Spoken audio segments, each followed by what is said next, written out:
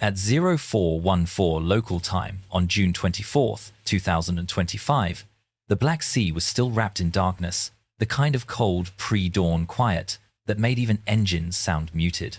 Far below that darkness, slicing a faint V-shaped wake through the flat water, a Russian Cerner-class landing craft pushed west toward the shoreline of Kherson. 30 men were packed inside, tired, armored, rehearsed, and completely unaware that for the last 27 minutes they had been living on borrowed time.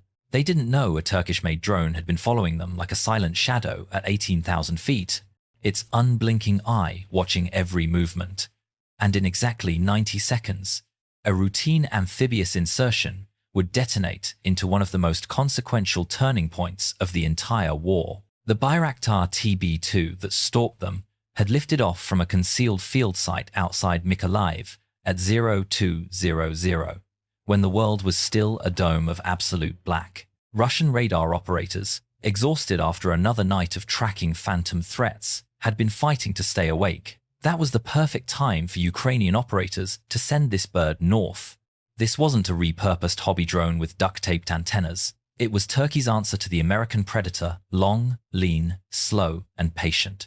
A flying surveillance platform that could loiter for 27 straight hours. One whose Rotax 912 engine hummed with the steady rhythm of a light aircraft, pushing it through the sky at a modest 70 knots. No hurry.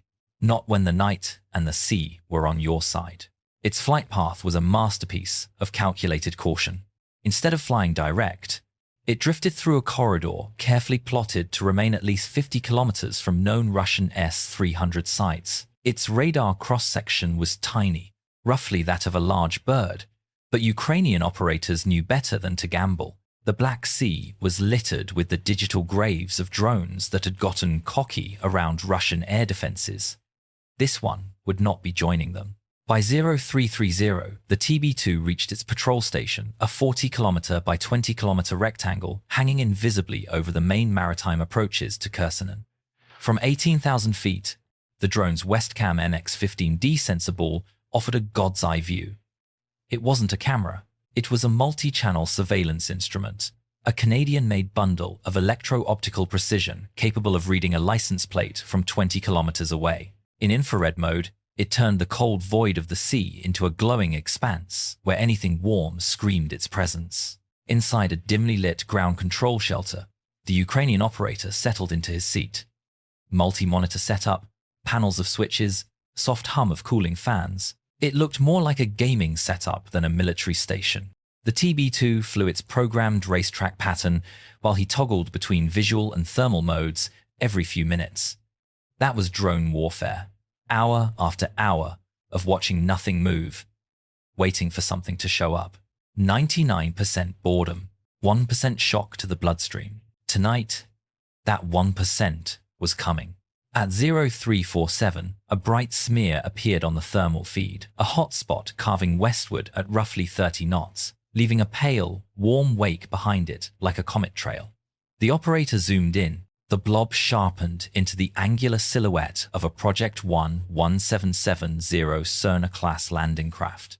26 meters long, shallow draft, waterjet powered, and built to hit beaches fast, with 90 troops or a tank. The workhorse of Russian littoral operations. But something else caught the operator's attention. 2 more hot signatures appeared behind it, spaced 5 kilometers apart, moving in formation. 3 boats, a convoy, definitely not a routine patrol. He tagged the contacts. Every second of footage, every pixel of heat mattered.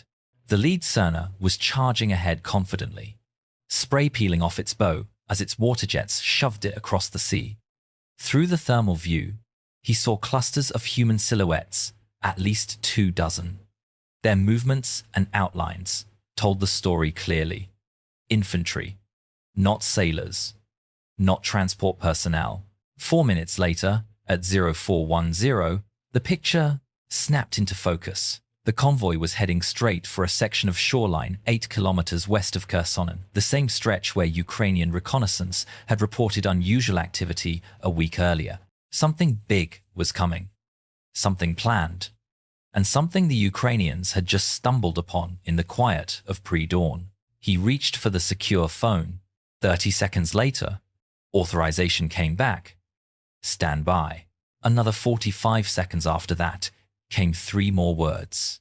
Cleared to engage. Those words carried weight. The TB2 only had 4 MAML smart micro-munitions. Each cost $70,000. Each one dropped here would tell the Russians that Ukraine had drone eyes deep in the southern corridor. But the prize was too tempting. A landing convoy this close to Kherson couldn't be ignored. The operator's focus tightened. The Cerner was 15 kilometers from shore, still running 30 knots, still committed. Predictability was death at sea, and these Russians were sailing blind. The TB2 broke from its patrol pattern, banking into a wide, graceful arc that positioned it behind the convoy. This wasn't just about getting closer. The MAM-L performed best when launched along the target's axis of travel. Less correction, higher success rate, cleaner hit. On screen, the landing craft grew larger. The crew on deck huddled together near the stern, trying to escape the wind. Good. Bunching up only made the kill more catastrophic. Equipment glinted under the infrared filter helmets. Vests. Assault rifles. Definitely infantry. The MAM-L hung under the TB2 like a polished dagger. 22 kilograms in total, 10 kilograms of which were warhead. Semi-active laser homing, enough explosive force to punch through armored vehicles or slice a landing craft in half. At 0430, something shifted on deck. Russian crewmen began setting up a heavy machine gun mount toward the bow. Were they expecting trouble? Was this standard operating procedure? Either way, the operator didn't intend to give them time to warm up the barrel. Systems check. Laser, operational. Seeker link, stable. Wind, negligible. Clouds, distant, drifting slowly from the west. The laser rangefinder blinked back a reading 12.7 kilometers. Still too far. Maximum range was 14, but the sweet zone was 8. Accuracy fell off a cliff past that. He waited. 11 kilometers. 10. 9. Still, the Russians plowed forward, unaware of the silent hunter above. He noticed more details now. Antennas, equipment loads, even weapon types slung over the troops' shoulders. Something about the deck layout bothered him, though. There were too many crates, too many non-standard containers lashed to the sides. This wasn't a normal 30-man landing team. At 0442, the range ticked down to 8 kilometers. Perfect. But there was a problem. The trailing boats suddenly peeled away from formation, one swinging north, the other south. They were spreading, creating a perimeter. This wasn't a simple landing. It was a larger operation beginning to unfold.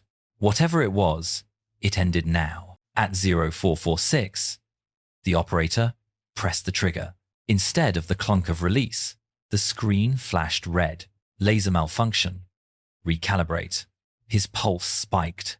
The Cerner was now 7 kilometers from shore and slowing. The window was shrinking by the second.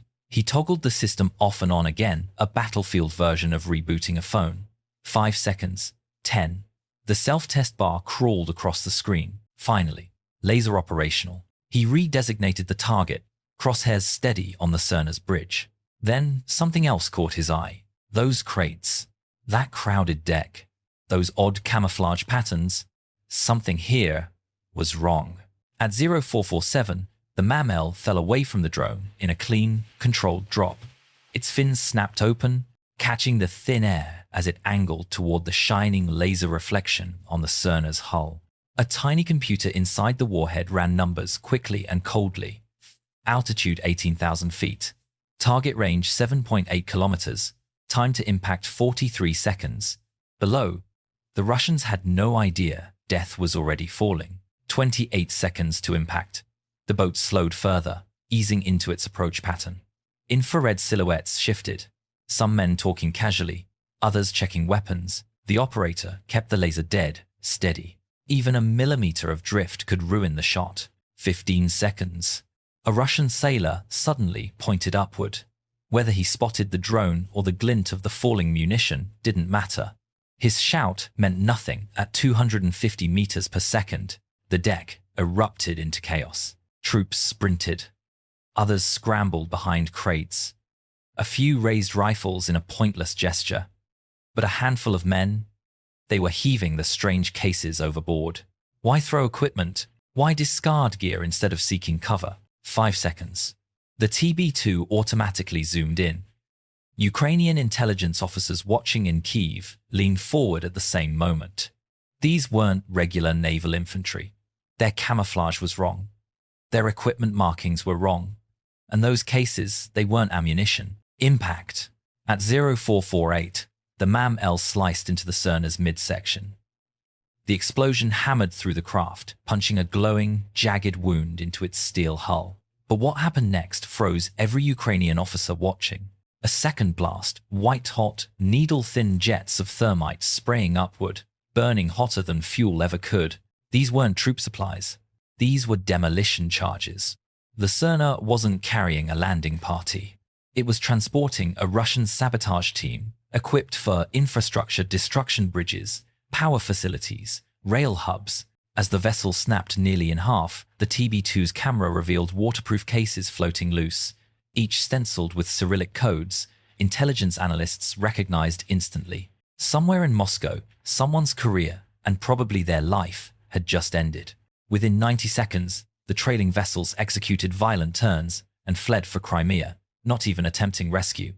That told its own story. Whatever the mission was, secrecy outweighed saving 30 men. Russian emergency frequencies erupted with chatter. Not rescue orders, containment orders. The strategic fallout was immediate. Intercepted Russian transmissions revealed emergency stand-downs. Satellite passes caught several special operations boats diverting back to Sevastopol. Within a week, Russian covert activities along the western Black Sea simply stopped. 30 Russian operatives had trained for months. Their mission ended in seconds. And Ukraine had captured everything on camera. Bye for now.